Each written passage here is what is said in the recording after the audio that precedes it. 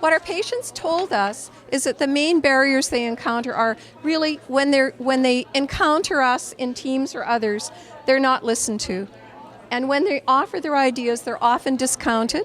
And when they bring research information in, it's often ignored. What is really important for us to hear is that patients perceive that they're not listened to.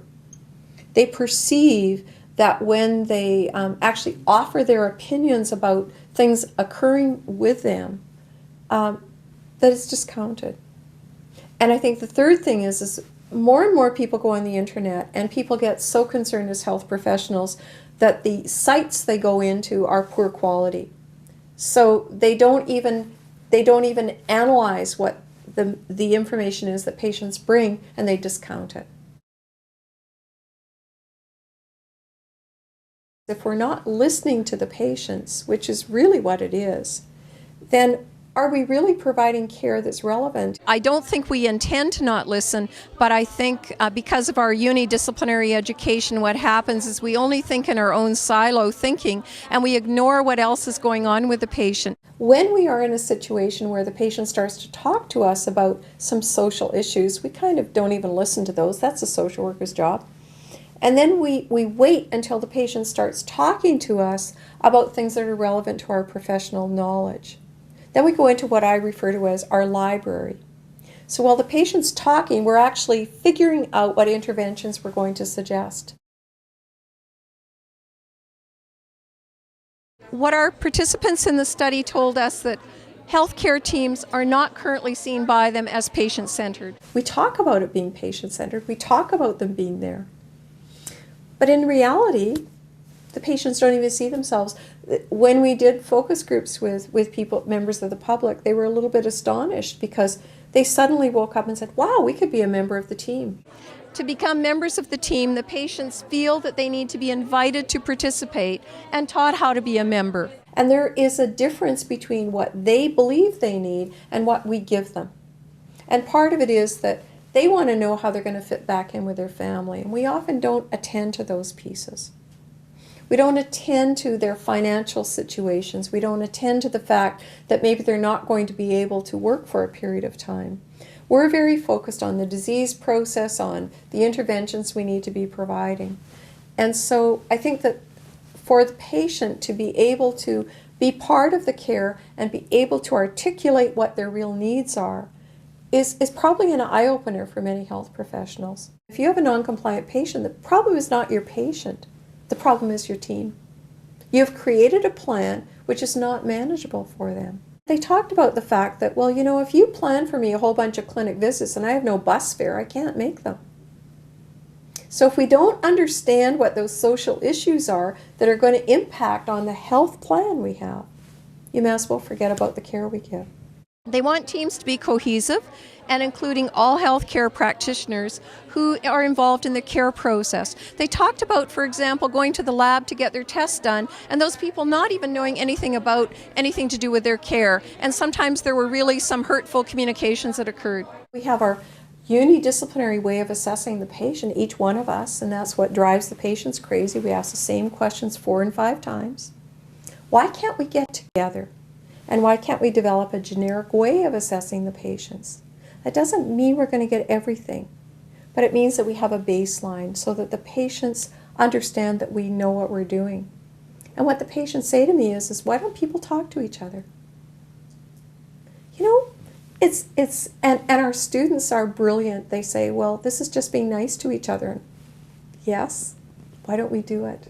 They also need healthcare practitioners to respect their information and ideas brought to the team discussions. You know your knowledge. The patient may have more knowledge than you. If I have my own personal problem, I'm going to really investigate it. And society is better educated. It means that the health professional has to have the maturity to be able to say, you know, that's really interesting information. I didn't know about that. Do you mind if I investigate a little further? What's the patient going to say? No problem. Even say to the patient, well, you know, I'm going to consult with my other colleague about this because maybe they know about it as well. Let's see what we can do. I think that's what we need to talk about. And they want teams to respect their right to take or not the leadership role in their care. We don't include the patient in many cases probably most, in planning their care. So we plan a perfect care plan for them, which is not livable for them. So if we have them in the middle of the team, telling us what they will and will not do, first of all, we save ourselves a lot of time, and we end up by actually providing a level of care that is relevant to the patient. Patient-centered collaborative care, which is a partnership between a team of health professionals and a patient, where the patient retains control over his or her care and is provided access to the knowledge and skills of team members to arrive at a realistic team-shared plan of care and access to the resources to achieve the plan. My husband was a physician. He died in 1988, but the 2 years before he died, he had a lot of encounters in the healthcare system. And he was a brittle diabetic. He also had really, really severe rheumatoid arthritis. And I guess the thing that astonished me with his hospitalizations was the errors made by different health professionals, not only one profession, but another. And there were times when they wouldn't listen to him. And I remember one time I was working as a hospital administrator at another hospital, and he phoned me and he said, "Jerry, you have to come. I'm having a heart attack and no one will believe me." I had to go all the way over and I had to intervene for him to be able to get him the care that he needed. And it just astonished me, and I felt like saying, I've got to do something about this. Why do we not listen to each other? Why do we not listen to the patients? So I would say that the work I do today is really an outcome of that kind of a situation that I found myself in, and I began to say, I know how to intervene, I know how to push the system. What about the rest of people who have no capacities to be able to push the system, to make the system work for them? And I believe that the errors made probably cost my husband 2 years off his life.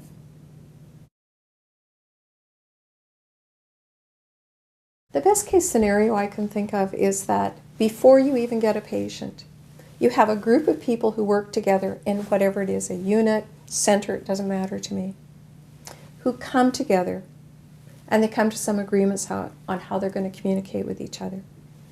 They learn about each other and they know what their knowledge, skills, and roles are. And they respect what is unique and what is shared. And they have agreements on how they're going to communicate and how they're going to work together. And then when the patient comes in, they respect the patient under the same terms. It means essentially that the patient comes in, and it doesn't mean they're going to work or they're going to see 5 and 6 health professionals at one time. It means that they're going to have an interaction with one of those health professionals, and as the health professional identifies, if there is a need, what colleague she can call on or he can call on to move them forward to. It means that they consult with the patient to see if that's what they want. And it means that they ask the patient if it is okay with them to be able to take their information and share it with their colleague. That's what it's all about. It's not complex stuff.